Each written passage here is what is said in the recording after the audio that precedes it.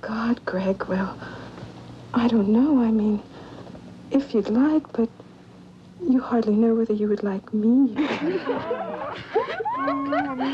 No. I'm getting there in a car with some of my dear friends, but I could meet you in the lobby.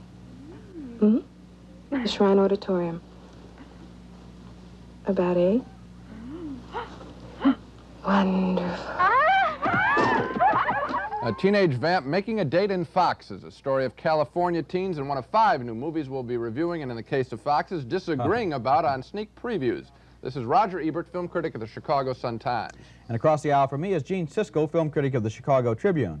Now, in addition to Foxes, we'll be reviewing 4 other new films: the satirical California comedy Serial, the brooding horror movie The Changeling, the romantic Australian drama My Brilliant Career, and now Gene begins with Nijinsky. I think I'm one of few movie critics that enjoy the new film Nijinsky. I don't think it's the greatest picture ever made, but I did like it. Nijinsky tells the story of one critical year in the life of Vaslav Nijinsky, the great Russian dancer, whose star shone so brightly until he was committed to a mental institution at age 28, where he would spend the next 33 years of his life. The film's thesis is that Nijinsky was driven mad by those around him, including his mentor and occasional lover, the art impresario Sergei Diaghilev.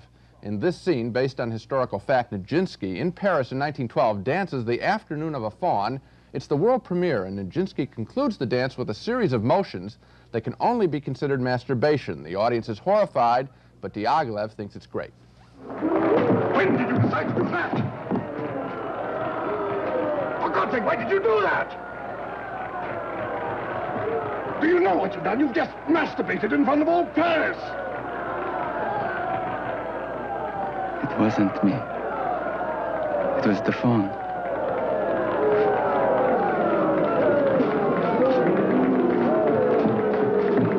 Vaslav, you must see what we've done. Tonight, we've broken through to an entirely new plastic art. And if we've created a scandal into the bargain, well, who cares? There won't be an empty seat in the house for the whole season.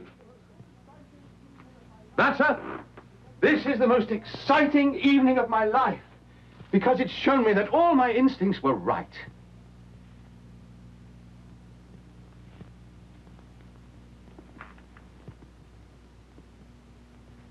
Why did I do it? Why did it happen? Tell me. You must know.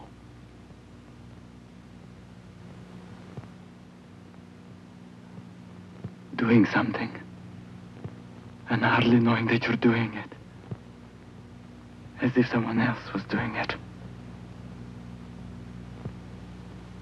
That's being mad, isn't it?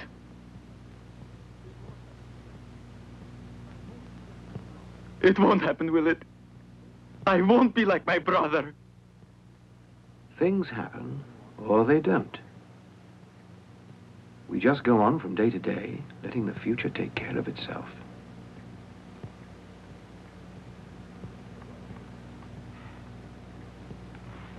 But one thing is certain. I found my new choreographer. That was George de la Pena, a New York dancer as Nijinsky, and Alan Bates as Diaghilev. Bates's performance is the part of the film that I especially enjoyed.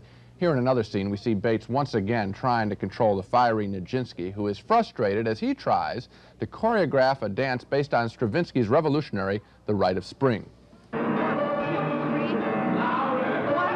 1, 2.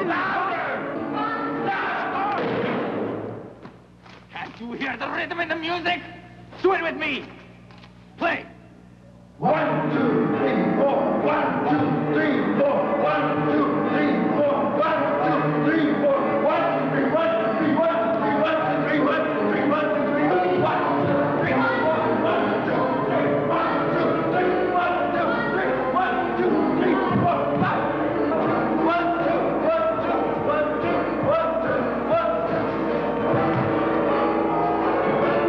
Shake!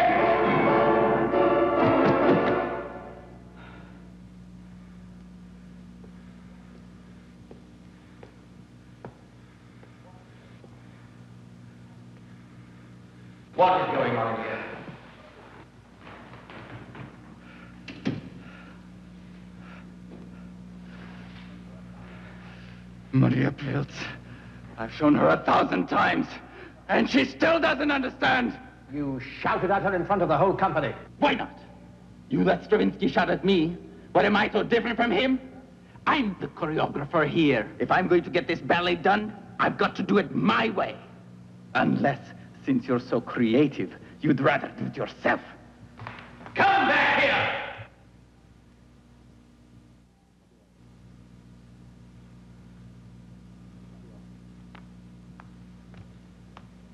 Do I have to remind you that nobody in this company speaks to me in that way? It's about time somebody did. Yes, it's a little melodramatic, but if anyone's life deserves to be portrayed as melodramatic, I suppose it must be Nijinsky's. This is standard show business biography for sure, but I got caught up in the story of an artist in conflict with his manager, and although I know the film has some faults, like Leslie Brown as Nijinsky's wife, she's terrible in the film, I was never bored by Nijinsky, and in fact, I did enjoy it. Well, I was never bored either, but what kept me from being bored was that I was appalled by how bad the movie was at times. I mean, Nijinsky was the first great international ballet superstar. Diaghilev was the man who put ballet on the map in terms of an international phenomenon, and that's interesting. And you're right when you say that they've taken the story and turned it into another show business biography. I've seen this film before. It's been done about Benny Goodman and everybody else they ever made a show biz movie Well, maybe about. the explanation there is that show business people who are very successful have that same kind of lies. To be fair, Benny Goodman didn't spend the last 33 years of his life in a mental institution, which is the very special nature of this film. The director opens the film with Nijinsky in a mental institution and closes it, and we do see why he got there. I didn't. I mean, I was very disappointed at the end. They said, and then he spent the next 33 years of his life You see all the pressures in his life. up. You see all the pressures. He's an artist. He's very young. He's worried about his sexual problems. He's worried about being manipulated by Diaghilev. It's all there. I always felt that those were just cliches that they were putting in. I never felt they were really telling me the story of this man's life and what really made him tick and what really motivated him. Happened to be facts, and they picked the year, and they even put the dates on it. Okay, let's call this a disagreement. Okay. Okay, fine. There's one place in all of America where our national suburban laid-back lifestyle seems to originate, and it must be Marin County in California, right across the bay from San Francisco. Marin County is into so many self-help, self-analysis, and self-remodeling philosophies that it makes Est look like summer camp. And now comes a satirical movie based on a best-selling book about Marin called Serial. It's a merciless but not very funny dissection of a whole generation of buzzwords, fashionable cliches, and such adult toys as hot tubs, gurus, and countergroups, granola, yogurt, television, high-fiber foods, and sex. More or less in that order. Now, Martin Mull stars in the movie as a typical middle-class husband, and here he is trying to survive the checkout line at the local supermarket. Oh, wow. You sure you want this yucky bread? What's wrong with it? 89. Everything. It's not even food. It's white flour and chemicals. You know, there's even sawdust in it. Sawdust. Well, cellulose. It's the same thing. Are you going to put this in your one and only body? I have a spare. Look at all this garbage you got here. Bar nuts, frozen pizza, instant coffee. You're poisoning yourself. Meat. No good, huh? Do you know how they kill these animals? I try not to think about it. Listen, do you see anything in there that you like? The onion. You shouldn't buy your veggies here, though they're not organic. Okay, Marlene, that's it. You're fired. Oh, wow. Hey, wait a minute. I warned her. Over and over, I warned her. I'm only trying to keep people from killing themselves. Yeah, aren't you overreacting a little? Do you have an idea what this stuff does to rats? I don't sell the rats. Take off the apron. I'll finish up here. Gloria, please, Gloria. Sorry. You know, I wouldn't mind one bit going back in there and giving that manager a real piece of my mind. No. That was such a crummy thing to do. Well, anyway, thanks. It was really forward of you to get involved. You're really a beautiful person, you know? Hey, want to go have a cup of coffee? Oh, I don't drink coffee. It's an artificial stimulant. Of course. Then you wouldn't want to have a drink either. So what do I offer you? Bite of my onion? I'll tell you what. How about if I just go home with you and we go to bed together?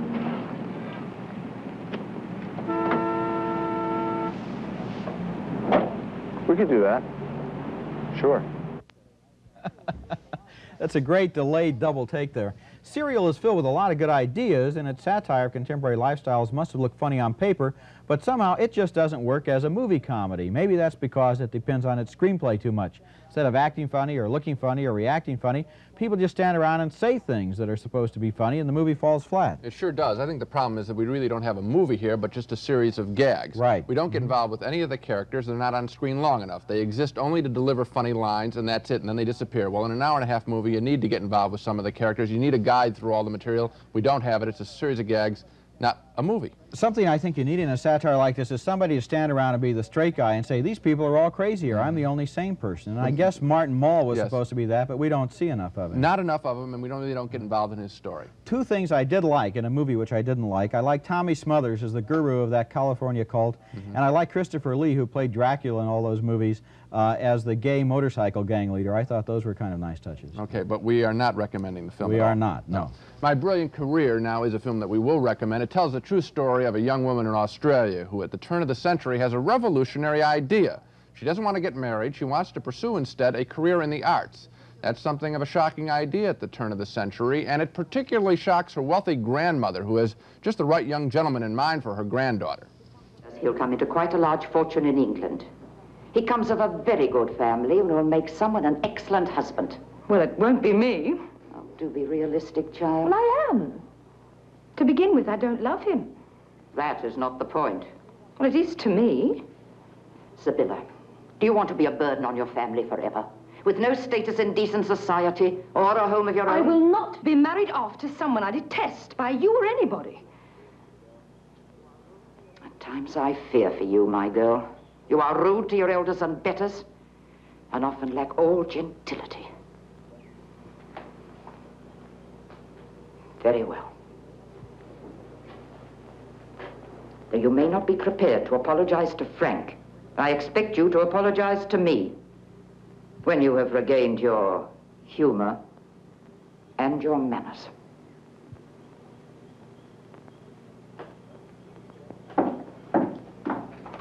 That was Judy Davis as the granddaughter. She's the most compelling presence in this film. Spunky, warm, with a nice sense of herself, an actress certainly to look for in the future. We root for her character to get whatever it is she wants, especially when she's tempted by another very handsome man who is also quite wealthy. He's more interesting than the guy her grandmother picked out. She thinks she likes him, but she's nervous about that. He proposes, but she's not ready to get married. I wish I could help you. Could you? Can you give me a bit of time? Maybe 2 years. You see, I'm just not ready yet. Last night, I don't know, I think I was trying to hurt you. Make you let go. Do something. Give me a chance to find out what's wrong with the world and with me. Who I am. Everything. Then I'll marry you. If you need me, and I can help. You do understand, don't you? Of course I do. I knew you would.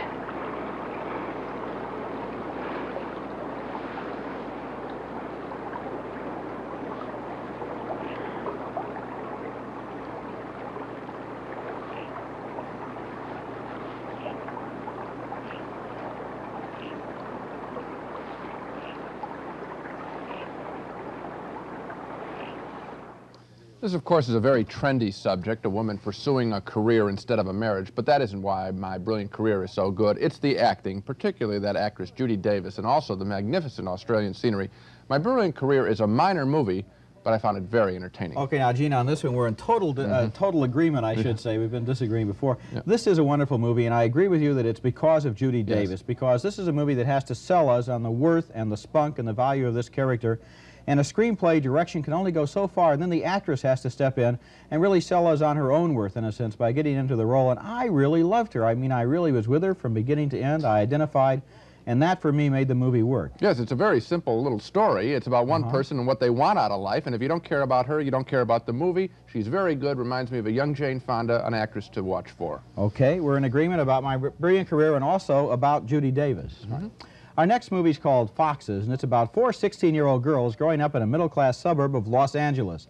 The movie stars Jodie Foster, who does a wonderful job of playing the one kid who has a little maturity, a little more insight into the lives that they're all leading, and she's sort of the mother hen of the group. When one of the girls can't wake up after a hard night, Jodie Foster takes charge.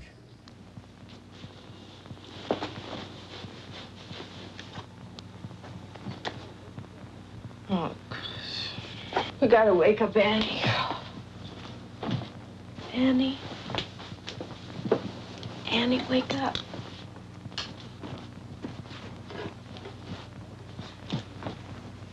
Show me the right way. You got me begging. Is Annie awake? Not yet. What more do you want from me? Oh, I didn't even hear her come in. I was totally vegged. She was sick all over some guy's car. Yeah, for what? Quaaludes, beer, wine, some really heavy kind of pills. Poor thing. Teenage dopers. What a waste. Don't do that. Three Stooges, they always just sort of throw it. She can't do that. She'll drown. I'm only saying that's what the Three Stooges always do. I'm not saying she should do it, okay?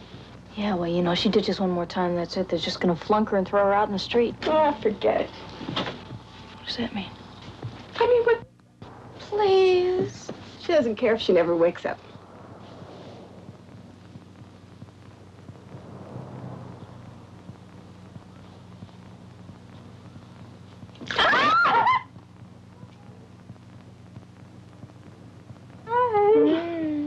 You guys looking at? It really kind of captures the camaraderie among those girls, which is really the subject of the film. The adventures of those teenage girls provide most of the movie's action, but there are also some very delicate and sensitive scenes between Jodie Foster and Sally Kellerman, who plays her mother. Kellerman's divorced from Jodie's father, who's a rock concert promoter, and now she's gone back to get her undergraduate degree at UCLA. And in this scene, mother and daughter have a frank talk about men. Hi. How's the concert? Fine. I saw Dad. How was he? Fine.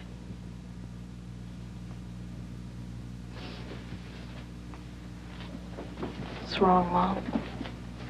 I just read this freaking page 5 times. How come you're not asleep? Because I have a test tomorrow, and I study for my test.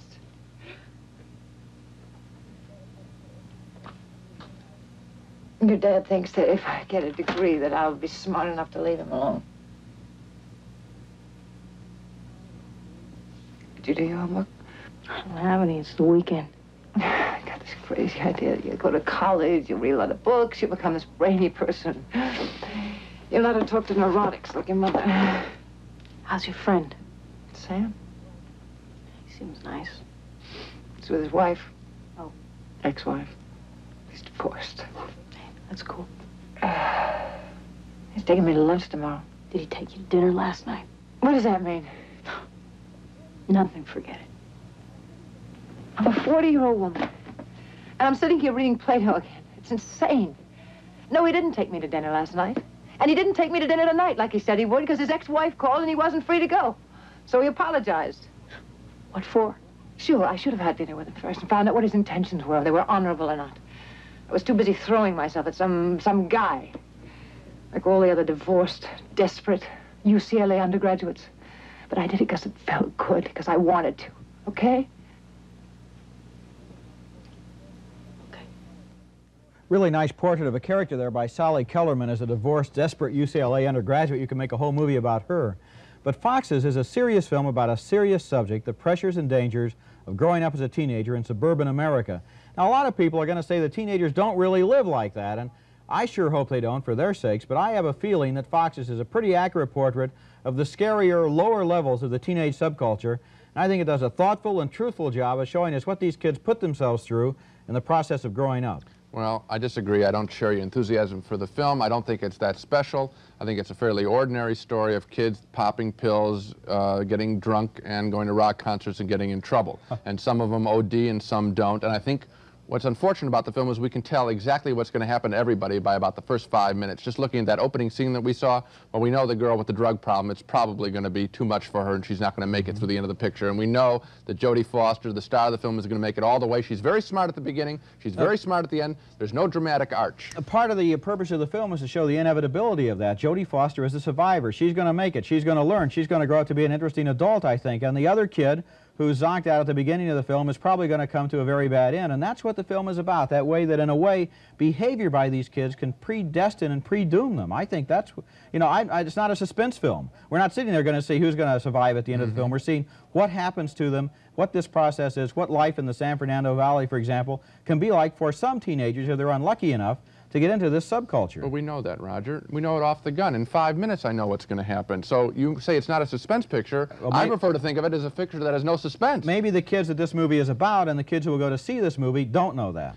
I think they do know that, and frankly, I'm not interested in seeing a lecture for teenagers about what the horrors of their life. That's a little facile. I would have been more interested in a picture more with Foster and Kellerman. I agree with you. That's the part of the picture that's interesting. More discussions with them. We don't need a furniture-breaking scene. We don't need a rock concert scene in the picture, and we don't need a car chase at the end of the film. Those are all flashy little emotions. It's not a perfect picture, but I think it's a lot more interesting than you're giving it credit for. Okay, here's a picture that I don't think is at all interesting. I'm interested in your reaction. The Changeling is one of those haunted house pictures in the order of the Amityville Horror, but the biggest surprise in the picture is not what jumps out at us, but who's starring in the film. Would you believe George C. Scott? Now, what's he doing in a picture like this? Scott plays a widower who moves into an old Seattle mansion that hasn't been lived in for years. Soon he hears wild, alarming noises. Does he move out? No way. And the dumbness accelerates when Scott discovers that the house holds the secret of the murder of a young boy. One clue is some words that a psychic has written on a piece of paper, and real estate agent Trish Vanderveer, in tears because she knows of the boy's murder, she helps Scott unlock the puzzle.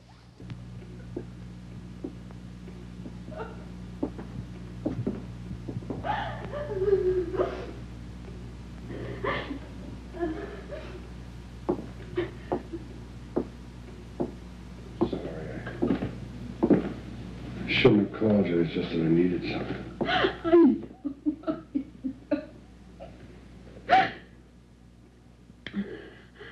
wrote some words on the paper. I wrote sacred heart.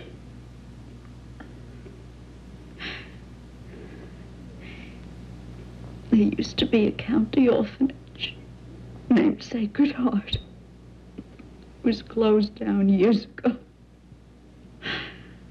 Orphanage?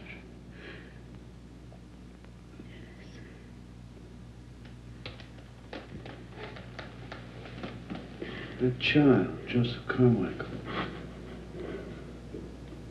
he was murdered in this house in the attic and buried,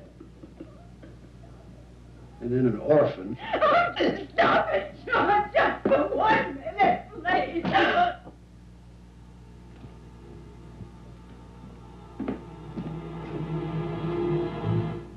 Oh my, they just saw the dead boy's wheelchair. Very dumb acting there, so stiff, so forced. We can't believe that George C. Scott would act so stupidly as he does in this picture, and in rejecting him and his character, we reject the entire movie. The Changeling is the waste of a very good actor. You know, Gene, I agree with you on this one, you're right, and also about George C. Scott. I want to try something out on you. It seems to me that, in a sense, the problem with Scott's performance in this film is that it's too good. It's too subtle, it's too psychologically sound, it's too rational and laid back. And in a sense, in a haunted house movie like this, we actually need someone who will just wade in there and be more melodramatic and more hammy somehow to milk this material. The other thing that we need is a very clear delineation of good and evil. And we don't know how to relate to the monster in this picture, the boy in this case, because on one hand we feel sympathy, he's a dead little boy, he didn't do anything wrong. On the other hand, his ghost is doing something wrong, he's throwing all sorts of junk at George C. Scott, who's a perfectly good guy. So you don't know how to relate to the monster, and you wind up with a very confused picture of what should be a real slam bang, jump at him, scary. Maybe the basic thing that's the basic problem of the film is that it's too ambitious for its own good. Well, now here's Spot the Wonder Dog to put his paw print on some films that are absolutely no good. It's time for Dog of the Week, where we each pick the week's worst movies. Well, Spot, you really found a stinkeroo for me this week. My dog is a schlock disaster movie mistitled When Time Ran Out, and time is about the only thing that doesn't run out during this turkey. It's about an exploding volcano that threatens to destroy a tourist island in the Pacific, and it was produced by Irwin Allen, the same guy who unloaded Beyond the Poseidon Adventure and The Swarm on us. They all have the same formula. A bunch of movie stars fleeing in horror from some half-baked catastrophe with time out for ham-bone romantic subplots. When time ran out, waste the talents of good actors, including William Holden as a brave real estate investor who wants to evacuate the island. James Franciscus as a resort owner who says the volcano is only bluffing. Paul Newman is a courageous geologist who warns of impending doom. And Jacqueline Bisset, who's in love with at least 2 of the men in this movie and maybe more. Now, the climactic scene has everyone creeping across a bridge over a river of molten lava while the audience makes bets on who's going to fall in. Well, who does fall in? Everybody except the Academy Award nominees. Nominated for other pictures. Yeah. My dog this week is The Fifth Floor, the story of a young go-go dancer who gets trapped in a mental institution where she's abused by other patients and by the hospital staff, sort of a kinky one floor over the cuckoo's nest. Problem with this film is that it is just a cheap shocker that uses a psychiatric hospital to tease us with that old and sick standby, the defenseless young woman in peril. Haven't we seen enough pictures like that? Bondage freaks may enjoy it when the young woman is tied up in a straitjacket. That's the level of sick thrills in The Fifth Floor, which I advise you to stay off of. Well, so much for the dogs. Now let's take another look at the main movies on this program. Nijinsky is the story of the great Russian ballet dancer, and Gene recommends that you see it. Yes. I voted no because I thought it was a better investigation of soap opera cliches than of ballet. We both voted no on Serial, the not very funny comedy about modern California lifestyles. 2 big yes votes, though, for My Brilliant Career, starring Judy Davis as a spunky and charming Australian girl with an independent spirit. Foxes was the story of 4 young Los Angeles girls. I admired its scary portrait of a teenage subculture. Gene thought it was the standard good kids, bad parents movie. He votes no. He can't recommend that you see Foxes. And we both voted no on The Changeling, the new horror film starring George C. Scott that just wasn't very scary. So the one we agree on, My Brilliant Career. My Brilliant Career, right. Okay, that's it for this show. Next time on Sneak Previews, we'll take a look at 5 more new movies, including Folks, a thriller starring Roger Moore, Where the Buffalo Roam, with Bill Murray as the maverick journalist Hunter S. Thompson, and Nothing Personal, a romantic comedy starring Donald Sutherland and Suzanne Summers. Until then, see you at the movies.